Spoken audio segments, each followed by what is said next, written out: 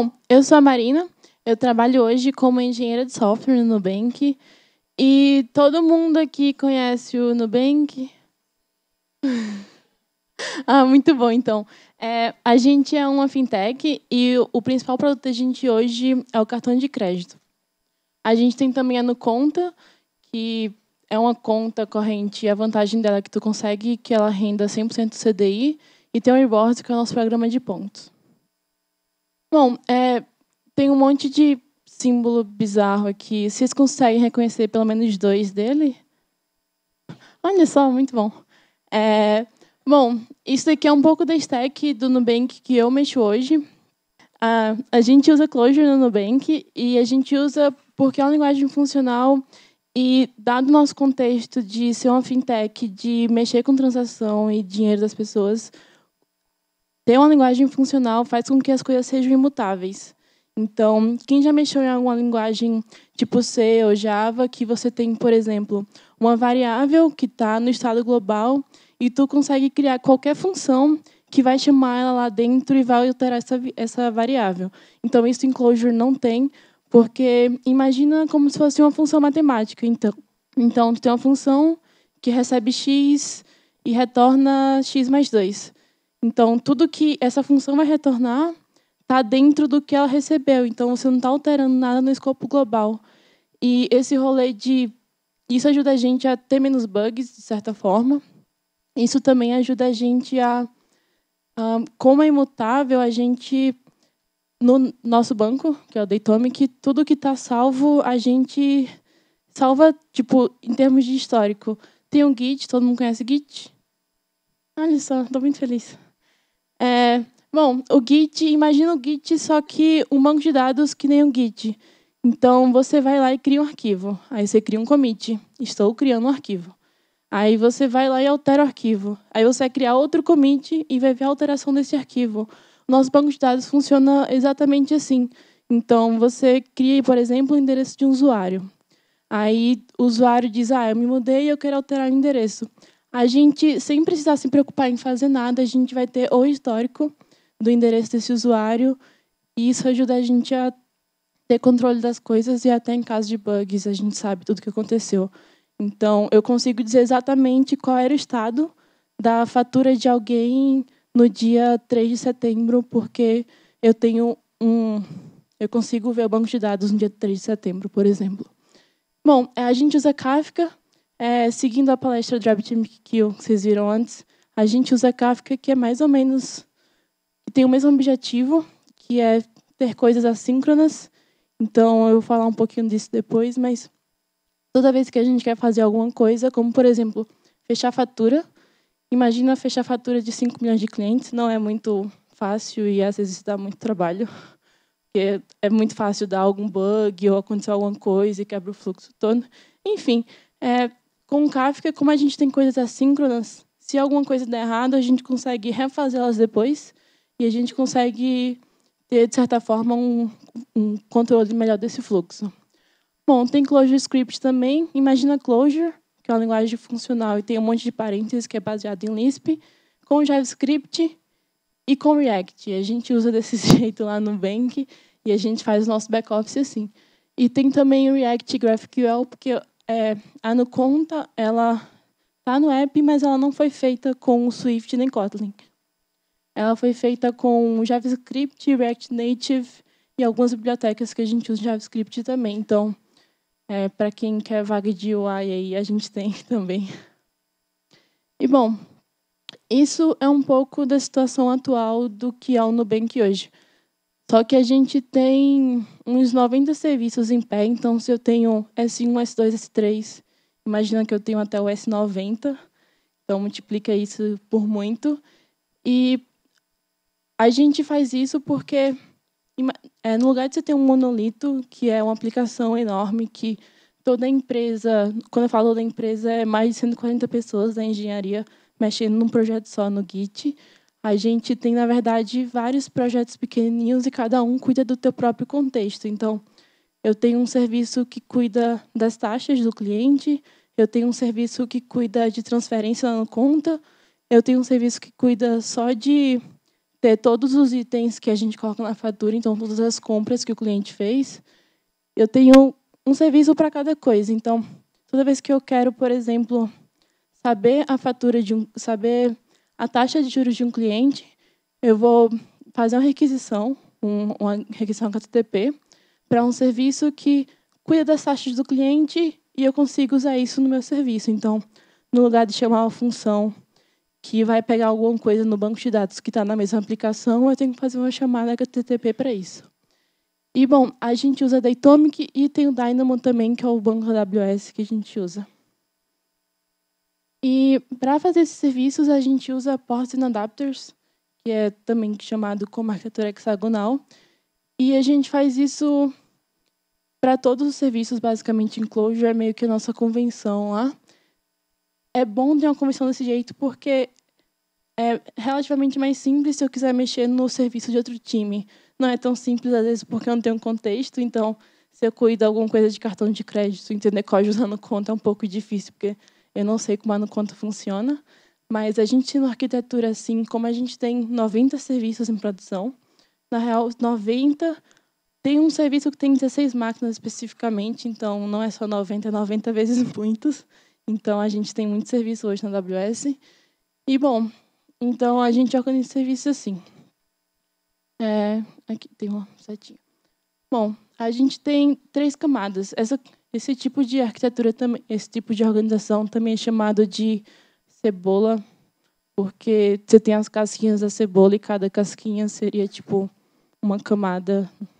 Não sei se ajudou a analogia, mas tem isso também. Aí, bom, então isso quer dizer que a gente tem camadas que são partes, são etapas para a gente processar o nosso código. Então, vamos supor que eu quero pegar a fatura, pegar qual é o... Pronto, atualizar a taxa de juros do cliente, certo?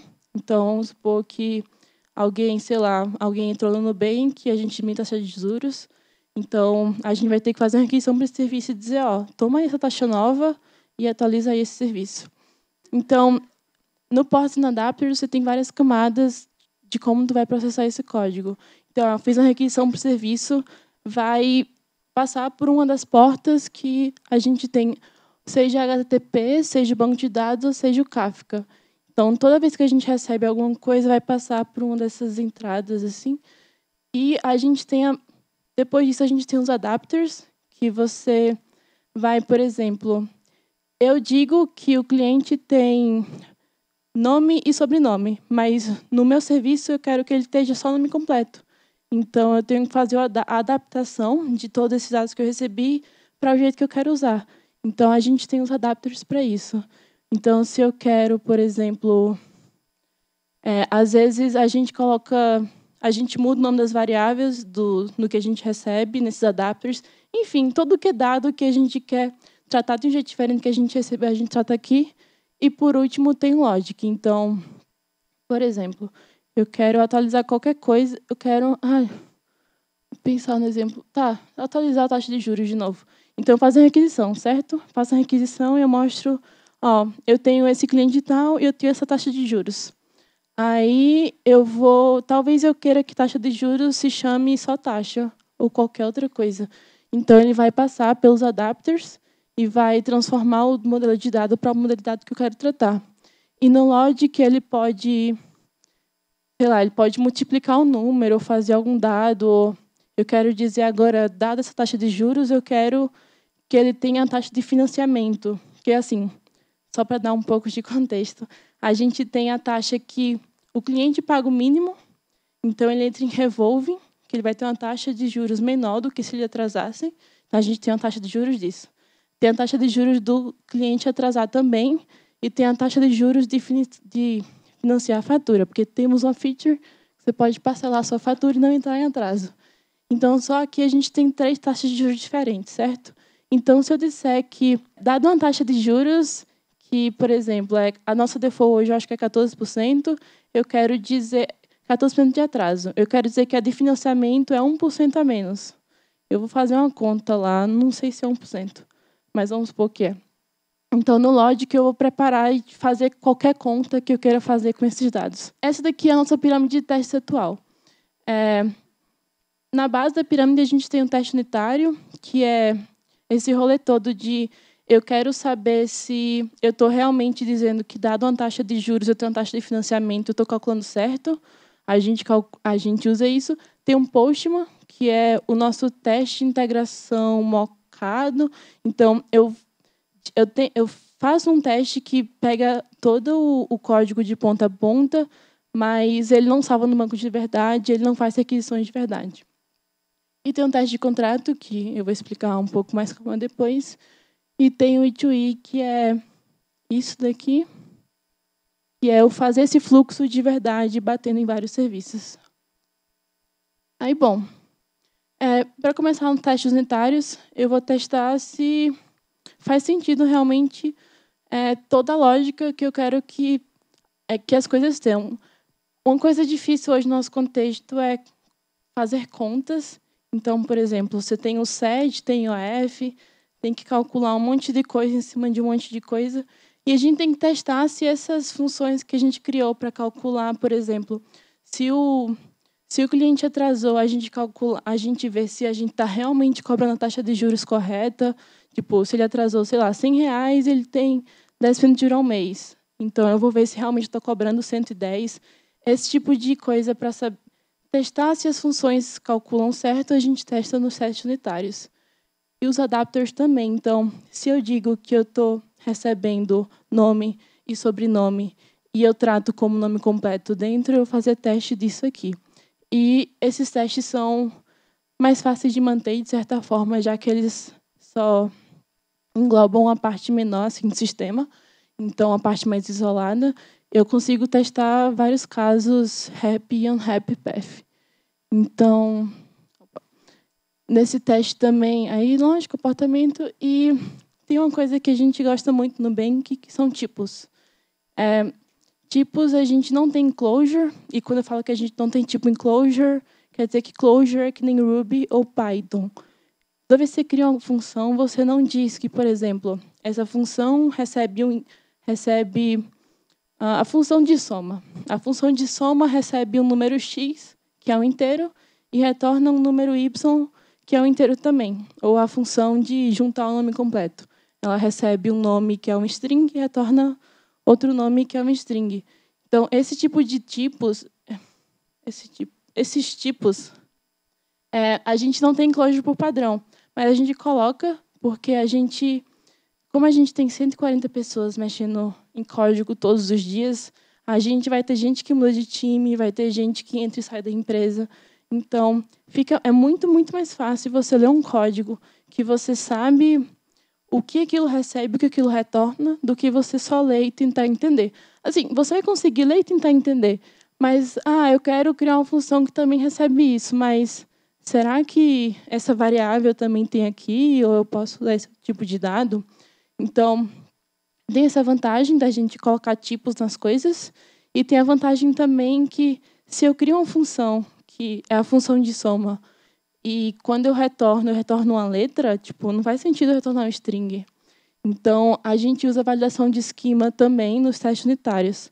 Aí, no caso de juntar, concatenar as coisas, por exemplo, eu posso testar se eu digo que aquela função retorna uma palavra não maior do que 40 caracteres. Aí eu digo, ela vai retornar uma palavra que não é mais do que 40 caracteres, e quando eu testar, eu checo isso também.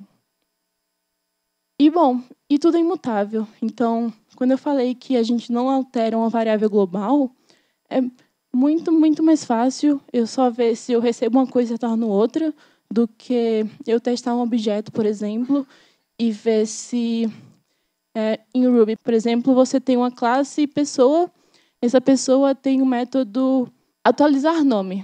Pessoas podem mudar de nome, certo? Então, eu quero atualizar o nome da pessoa. Só que, quando eu atualizo o nome da pessoa, eu estou alterando o objeto que tem uma referência global lá. E eu posso alterar o nome e eu posso fazer outra coisa embaixo. E, dependendo da ordem que eu fizer as coisas, o resultado vai sair muito diferente. E sempre tem aquele rolê de, tipo, eu tenho que alterar o nome da pessoa, mas eu tenho que ter um objeto que tem tais dados e tem, tipo, um mundo enorme de coisas que eu pré-configurei e deixei esse objeto instanciado com várias coisas legais. Fez sentido, porque eu vi uma pessoa fazendo uma cara assim, tudo bem. Aí, bom, então, assim, mutabilidade no final é eu não altero objetos globais e toda vez que eu digo que essa função vai receber uma coisa e retornar outra, sempre é isso. Lembra aquele rolê nas aulas muito chatas de matemática que diz que uma função sempre que ela receber um valor, sempre retorna o mesmo resultado? Eu não posso, por exemplo, retornar 2 valores na função. Um caso estranho é o caso da raiz, porque você não sabe, tipo, raiz de 4. Não, tipo, se eu tenho ao quadrado, isso. Se eu tenho 2, eu coloco ao quadrado, dá 4, mas menos 2 também dá 4. Só que eu não posso fazer o contrário. Então, se eu tenho raiz de 4, é ou 2 ou menos 2. Ficou meio ruim esse exemplo, mas eu acho que fez sentido. Assim, eu recebo uma coisa, eu sempre retorno ela, ok? Ok, tá, tudo bem, então. Aí, bom, espero que esteja tudo fazendo sentido até agora, porque vai ficar um pouco mais chato. Então, a gente tem um Postman também. Então, se eu testo só aquele pedaço de código e vejo se eu consigo calcular juros de forma correta, eu quero saber agora se, quando eu faço uma requisição e digo que eu vou ter que atualizar os juros e calcular não sei o quê, eu vou ter que salvar no banco. Isso tudo eu faço no Postman, que é uma coisa bem específica nossa, por trabalhar em Clojure e Postman na nossa biblioteca, mas a gente tem nosso teste de integração e sucesso. E tem também o teste end-to-end, que hoje a gente está querendo não ter mais ele, e a gente não quer ter ele porque é um teste complicado de manter, dado que, imagina assim, fechamento de fatura. Assim, quando vai fechar a fatura de um cliente, a gente tem que pegar todas as informações da fatura dele atual, todas as informações de compra nessa data tal, tem que ver se ele tem crédito em aberto a fatura passada, a gente tem que ver qual é a taxa de juros dele, ver se ele tem algum pagamento que ele já fez. E, assim, cada informação dessa que eu falei está armazenada em um serviço diferente. Então, a gente tem um teste que roda em um ambiente tipo produção, só que com máquinas não tão caras. E a gente testa se, toda vez que eu crio uma mensagem e que eu digo que eu quero fechar a fatura, ela bate em todos os serviços e, no final, fecha a fatura do cliente. Porque, assim, tem que ainda gerar o boleto, tem que gerar aquele PDF muito bonito. E a gente tem todo esse rolê assim. E, assim, não é só difícil de fazer, é difícil de manter também. Porque se alguém mudou alguma coisinha no meio do caminho que, na real, não quebrou, mas só mudou e não tá do jeito que a gente realmente esperava, enfim, quebra. Esse tipo de teste que bate em vários serviços, geralmente ele é muito flake, então ele tende a ficar falhando e falha sem motivo real. Então, tipo, falhou, aconteceu coisa aleatória que fez o teste não passar e, na real, está tudo bem. Então, assim, é ruim para a gente ter um teste desse que bate em todos os serviços. Assim, ele realmente checa, porque se ele estiver passando, a gente garante que o fluxo está funcionando. Mas o custo-benefício não é tão bom. Bom, além da gente ter um teste que bate todos os serviços e é um pouco chato a gente manter e, às vezes, não passa quando as coisas estão funcionando, a gente tem uma fila única para todos os times. Isso quer dizer que toda vez que o meu time quer mandar código para produção, ele vai entrar nessa fila aqui de tree e ele vai ficar numa fila esperando. E se eu não tiver sorte, mais 5 pessoas me enviaram código de times diferentes, então eu vou ter que esperar, sei lá, 3, 4 horas só para os meus testes rodarem. Então, esse é um downside que a gente tem ainda hoje. E parei hoje para criar coisas em staging. Se eu consigo testar que uma fatura fecha, eu consigo apontar esses testes para a produção, digo que o ambiente não é esse ambiente de testes e o ambiente de staging, ele vai, por exemplo, criar e fechar uma fatura em staging e a gente consegue ter esse tipo de criação de dados, por exemplo. Porém, aí vem a pior e mais triste parte, que é que a gente não detectou muitos bugs. Então, a última vez que me falaram, não sei se é verdade, me disseram que a gente só tinha conseguido pegar 4 bugs consideráveis.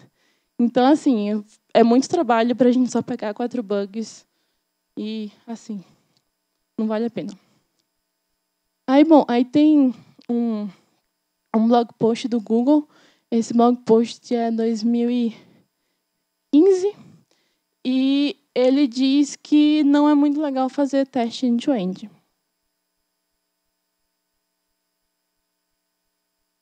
A gente tem outro post que é de 2006, que ele é do Martin Flower, que é um cara da TW. Sigam o Martin Flower, que ele tem artigos legais. Que ele fala um pouco sobre teste de contrato. Tá? Aqui fica a referência para vocês pegarem os links depois. Mas esse artigo daqui ele é um pouco muito antigo, tem 12 anos já. Mas eles falam as coisas meio bizarras, porque usa XML. Mas a teoria dele é muito boa, então assim, não desistam de ler depois de começar. Aí o que é esse tal de teste de contrato? Vocês lembram que ele estava na pirâmide? Deixa eu voltar mais fácil. Na pirâmide, ele está em cima do Postman e abaixo do Itui, certo? O Itui é bom salientar que ele está na pontinha por 2 motivos. A gente não quer fazer ele sempre, então a quantidade de coisas que eu testo é infinitamente menor do que num teste unitário e porque ele é um pouco mais custoso também. Aí, voltando aqui. Bom, o que o teste de contrato faz? Eu tenho vários serviços que se comunicam, certo? Eles comunicam via Kafka, que são coisas assíncronas, que eu crio mensagens, ou eles comunicam via HTTP. Então, o teste de contrato ele vai dizer assim, se eu digo que o meu teste, se eu digo que o serviço que está criando, aqui imagina que é alguma coisa lá no conta, ok? Ele faz qualquer coisa aí aleatória que pede o ID do usuário, branch é a agência e aqui é o número da conta. Aí eu tenho esse outro serviço que ele tem o ID do usuário, a agência e o status. Então, o que o teste vai fazer? Eu digo no meu código que essa coisa aqui, transferência, por exemplo, eu quero fazer uma transferência de 2 contas. Então, tem um serviço que vai mandar a transferência e outro serviço que vai receber a transferência. Aí eu digo que um serviço que vai mandar, eu estou mandando essas informações todas. E o valor, por exemplo. Aí o serviço que vai receber, ele diz que está recebendo todos esses dados. Aí o teste falha quando eu, no meu código, sem precisar fazer teste, estou dizendo que eu não estou mandando o valor da transferência e o serviço que recebe a transferência, ele diz que o valor da transferência é um valor obrigatório. Boas? Bom, então você tem um valor que você está dizendo que um manda e o outro, um não manda e o outro recebe. Aí que está o bug de verdade, porque se no começo eu tinha um teste que testava um fluxo todo, mas só dentro daquele serviço, e já que eu não quero ter mais o teste end-to-end, eu tenho que ligar as pontas, porque eu estou testando aquele serviço sozinho e eu não estou testando esse serviço como ele se comunica com os outros. Então, aqui o exemplo de um serviço Kafka, mas eu posso também... Aqui é o exemplo que eu tinha falado antes. Eu tenho um usuário, eu tenho uma taxa de revolving, e eu tenho esse outro serviço que recebe essas informações. Então, vamos supor aqui que eu quero atualizar a taxa de revolving. Revolving é o usuário, é o cliente, pagou o mínimo e ainda tem fatura em aberto. Então, a gente vai cobrar juros porque ele não pagou a fatura toda. Então, eu digo aqui, eu quero atualizar a taxa de revolving do cliente. Aí eu tenho um serviço que ele faz um post para outro serviço e esse serviço recebe essas informações. Então, ele recebe a taxa de revolving e a de financiamento. Aí aqui é o retorno dela. Aí o que acontece? Eu digo que isso acontece, mas se alguma dessas pontas eu não mandar os dados, as coisas não vão funcionar. Então, assim, eu tenho aqui, isso aqui é código de um endpoint. Então, eu digo que no endpoint, o serviço tal, /credit parameters, /customer, o ID dele, eu tenho um get, que é para pegar os credit parameters desse usuário. Aí aqui eu tenho uma doc e eu tenho esse rolê daqui, que é o rolê mais importante de todos, que é o externalize, e tem um 200 e tem isso daqui. O que está aqui dentro é exatamente... É uma variação disso daqui, mas imagina que é isso. Aí, em outras palavras, toda vez que eu declaro que, no caso do Rails, por exemplo, eu tenho lá uma API route, e eu digo todas as rotas que tem o meu serviço. No caso de Clojure, tem um negócio parecido com esse, e ele vai dizer, ó, nesse endpoint daqui, toda vez que eu retornar 200, ele vai mandar esse tipo de dado. Então, magicamente, toda vez que eu subir o meu serviço, essa biblioteca que a gente usa, que é uma biblioteca nossa também, ela vai pegar todas as vezes que eu digo que eu tenho algum endpoint e eu tenho alguma coisa de Kafka, tudo que eu digo que são coisas que conversam com outros serviços que conversam com outros serviços, ele vai pegar isso e vai dizer, se, por acaso, quando eu quero fechar a fatura, eu estou pegando a taxa de juros do cliente e eu estou dizendo que a informação de taxa de revolving eu tenho que estar recebendo. Aí, nesse outro serviço daqui, ele, por algum motivo, ele não declarou a taxa de revolving aqui. Então, o teste quebra. De boas? Ok. Então, resumão assim, isso que é um teste de contrato. Então, quando eu falo teste de contrato, eu não estou escrevendo casos de testes. Eu estou deixando que as coisas só chequem se elas realmente estão acontecendo. Então, ele gera os casos e tudo ok. Então, quando eu digo, por exemplo, que eu tenho um número, que eu tenho uma taxa de juros que é um número e o ID do cliente é um UID. Aí eu vou ficar gerando esse tipo de caso e vou ficar tentando dar match no outro, gerar no caso que ele diz que produz e ver se o que consome está realmente batendo e ver se está tudo certo. Bom, aqui claramente tem um typo, porque eu dei um Ctrl+V e eu zoei aqui a palavra, mas a imagem Docker é gerada após cada build. Então, isso quer dizer que toda vez que os testes passam, ele vai gerar uma imagem Docker desse serviço, vai subir para um lugar mágico, e toda vez que eu quiser testar algum serviço que se comunique com ele, eu vou baixar isso e vou dizer, realmente, eu estou vendo aqui se os dois estão conversando, está dando tudo certo. E, assim, resumão, o que eu faço? Eu só declaro o esquema. Essa biblioteca daqui que a gente usa foi o Nubank que fez, porém, eu nunca usei, mas a internet diz que é muito boa. Tem uma biblioteca que faz mais ou menos isso, que é fazer teste de contratos para diferentes linguagens. Então, tu gera os casos de teste e vê se está batendo com esse outro serviço que você disse que vai se comunicar junto com ele.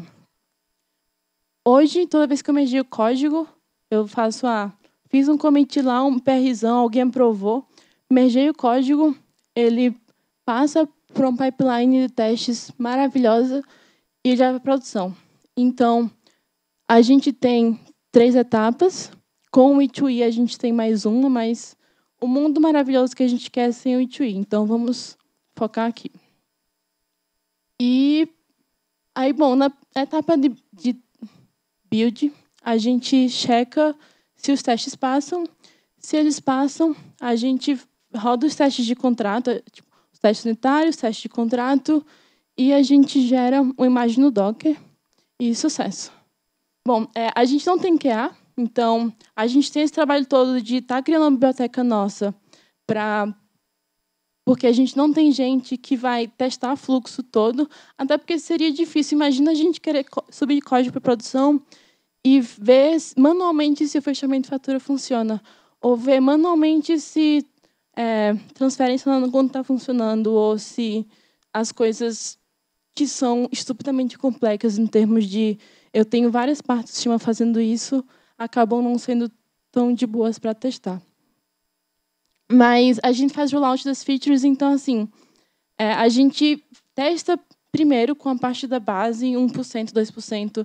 1% hoje é 50, 500, 50 mil pessoas. Então, a gente consegue ter um caso bom com isso, uma amostra boa, e a gente vai aumentando o rollout de acordo com...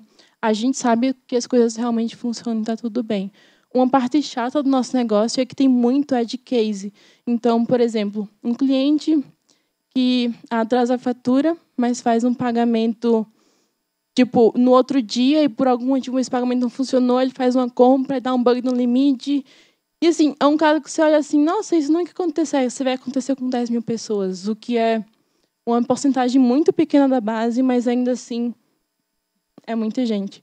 Então, bom, a gente tem um rollout de features mais para garantir que toda vez que alguém tem acesso a um feature, a gente tenta garantir que ela funcione. E a gente tem um ambiente de staging também, que a gente tem a galera de mobile que tem que apontar para algum servidor quando eles vão testar, e a gente usa staging para fazer esse tipo de coisa. Bom, é isso, galera. Muitíssimo obrigada.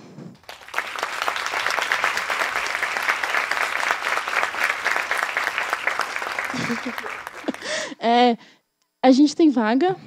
Eu vou ficar aqui até o final, talvez no happy hour, se tiver happy hour. Mas quem quiser conversar comigo sobre vago, qualquer coisa no Nubank, é nóis. E é isso. Muito obrigada. Oi, eu sou a Carol. Carol. Então, a gente teve um projeto agora no Reprograma, e aí a gente teve que fazer com commit, assim. E aí teve commit que sobrescreveu o outro. Como que vocês lidam com isso? Tem commit que sobrescreve? Commit, só se vocês deixam um push force, por isso que fizeram. A gente deu um push. Não pode dar push force. Eu não sei. Então, é isso que eu tô perguntando. Sabe, aí a gente deu um push, aí a minha amiga deu um push, aí aceitaram na merge, e aí o site cagou. Então, o que acontece? Isso aconteceu comigo, tipo, ontem. Quando tu mexe numa parte do código que alguém também mexe, então tu tenta juntar o código e as coisas, tipo, não... Tipo, nossa, alguém mexeu nisso, mas foi, tipo, 3 espaços depois do que eu mexi, e você fica, caralho, mas por que? Aí você fica, tipo, chateado, esse tipo de coisa. Bom,